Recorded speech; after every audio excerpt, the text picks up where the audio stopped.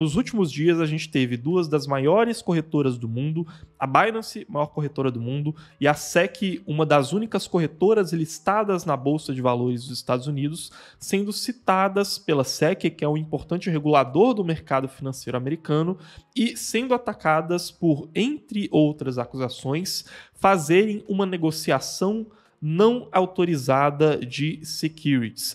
E só para isso aqui ficar um pouco mais tangível, aqui estão as criptos que foram citadas em ambos os processos, também aquelas que foram só citadas no processo da Binance e aquelas que foram citadas só no processo da Coinbase. Então a gente teve apenas no processo da Binance citações a Atom, BNB, BUSD e COT, Solana, ADA, Matic, Filecoin, Sand, Mana, Algorand e AXS citadas em ambos os processos e Chilis, Near Protocol, Flow, ICP, VGX, Dash e Nexo sendo citadas apenas no processo da Coinbase. E aí isso também já gerou uma certa resposta do mercado. Lógico que essa resposta, essa queda que a gente viu e que foi bem maior do que a queda no Bitcoin, né? Reparem ali, quedas na faixa dos 20% aqui para Matic, Solana e Cardano, que foram alguns dos exemplos que eu peguei, vem se aprofundando principalmente nesses últimos dias. Lógico que existe também um certo panorama macroeconômico que favorece isso, mas a incerteza regulatória parece estar pesando bastante. E para poder entender um pouco melhor o que é essa acusação, né, de estarem negociando securities de maneira não autorizada e aí citarem essas criptos como exemplo, deixando bem claro que são processos contra as corretoras e não processos contra as criptos, é importante a gente dar um passo para trás e entender o que são, afinal de contas, as securities. Securities são uma categoria de bem financeiro na qual se inclui as ações de empresas e são necessárias autorizações especiais para poder fazer a venda pública de securities, a listagem, o trade dessas securities que as corretoras de criptomoedas não possuem, mas que corretoras do mercado tradicional, por exemplo, possuem. Porém, securities não incluem apenas ações. Para a gente conseguir definir aquilo que seria uma security, utiliza-se tradicionalmente lá nos Estados Unidos um teste chamado de Hallway Test e que foi implementado pela Suprema Corte Americana lá em 1946. E esse Hallway Test consiste em fazer 4 perguntas e se a resposta para essas 4 perguntas for afirmativa, então sim, aquele bem financeiro se incluiria como uma security. Então, se a gente for fazer essas 4 perguntas para uma Matic, uma Solana, uma Cardano ou então qualquer outra criptomoeda, e nas 4 perguntas a resposta for sim, então, teoricamente, ela teria que ser considerada uma security e aí teria algumas exigências especiais que não estariam sendo atendidas pelos reguladores. E quais que são essas 4 perguntas? Primeiro, precisa ser um investimento feito em forma de dinheiro, não é? Ou seja, an investment of money, o que significa que precisa existir essa parte monetária. Segundo, in a common enterprise, o que significa que é um investimento comum a todos aqueles investidores, de uma maneira fundível, digamos assim, entre eles, em uma única companhia. O terceiro, deve existir uma expectativa de lucro em cima desse investimento, né? O que diferenciaria ele, por exemplo, de um produto que está sendo comprado. Você realmente investe naquilo esperando que tenha um retorno. E quarto, que esse retorno ele precisa ser levado a cabo pelos esforços de uma terceira parte envolvida, certo? E aí, em algumas versões é colocado pelo esforço de outros e em outras versões é colocado pelo esforço de uma terceira parte. Reparem que as ações de empresas se incluem nesses 4 requisitos. Elas são um investimento em dinheiro em uma única empresa por todos aqueles investidores que estão participando. Existe uma expectativa de lucro com as ações dessas empresas e ela se valoriza por meio dos esforços de uma terceira parte, né? Ou seja, pelos executivos daquela empresa, pelo board que está tomando as decisões de aonde aquela empresa vai investir, qual vai ser o próximo produto fabricado, quais serão as próximas contratações e assim por diante. E é interessante falar que quando um bem financeiro não se inclui nessa categoria de securities, muito comumente ele vai se incluir em outra categoria, que é a categoria de commodities. E commodities já são outro tipo de bem financeiro, bem diferente das ações de empresas. Aqui a gente consegue incluir carvão, ouro, milho, açúcar, soja, petróleo. Esses tipos de bens, né, que são as consideradas commodities, se diferenciam das securities principalmente porque você não consegue considerar ali muitas das vezes que a valorização deles depende dos esforços de uma terceira parte centralizada. Então, a valorização desses ativos depende muito mais de uma oferta e demanda que está disponível em um mercado descentralizado, né? Então, acaba dependendo muito menos de um esforço centralizado.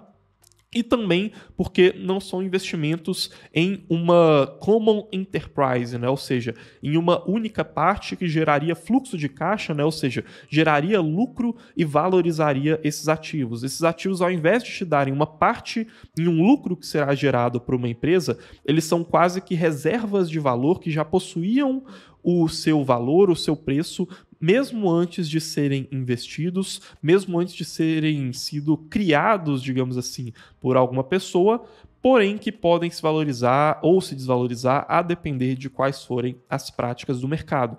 E é interessante citar, inclusive, que na maioria das vezes, a própria SEC, quando se pronuncia, coloca o Bitcoin como sendo considerado uma commodity. Então, a grande questão aqui é considerar se outras criptos elas seriam consideradas securities ou se elas seriam consideradas commodities para poderem se enquadrar nessa regulação aqui da SEC. E aí começa todo um panorama que é muito difícil de se encaixar as criptos naquele mesmo teste que foi feito lá em 1946.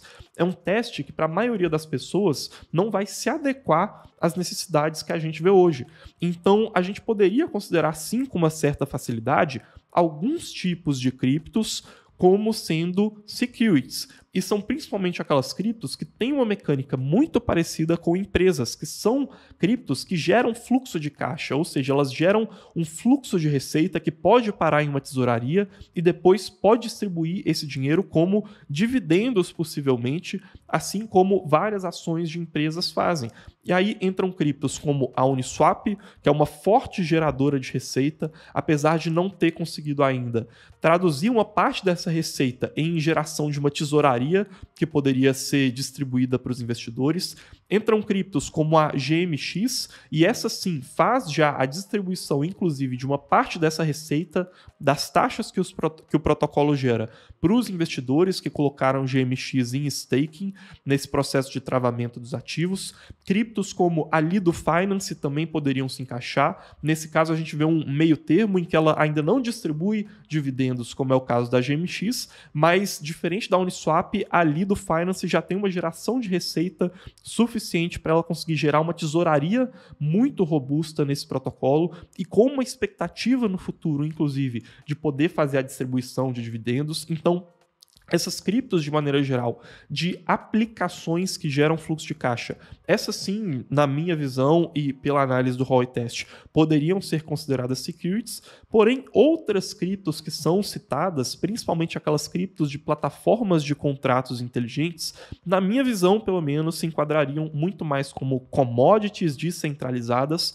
do que como securities, porque é como se diz que se o Bitcoin é o ouro digital, a Ethereum seria o petróleo digital.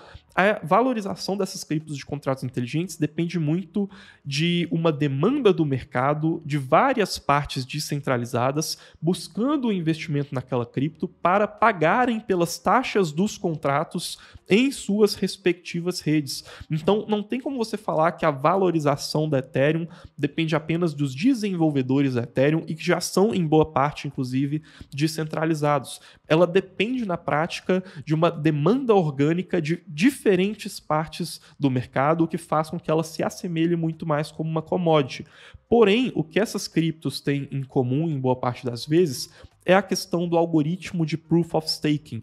Então, a maneira como essas redes se mantêm seguras é por meio do travamento de criptos que os validadores das transações dessas redes fazem, e esse travamento dá para eles o direito de receber uma determinada recompensa. Então, essa recompensa está sendo considerada como uma prova de que essas criptos seriam securities. Afinal de contas, elas estão gerando um fluxo de caixa para aqueles validadores. E se a gente for levar em consideração que, no caso da própria Ethereum, inclusive, uma parte dessas taxas pagas para os validadores é queimada, o que se traduz em uma diminuição da oferta total de Ethereum em momentos em que a atividade da rede está muito alta, a gente poderia até, de certa maneira, traduzir um certo fluxo de caixa para os investidores em geral de Ethereum, mas ainda assim fica uma comparação muito forçada e muito distante daquilo que seria o hallway test original. Na prática, esses validadores que estão recebendo as recompensas do staking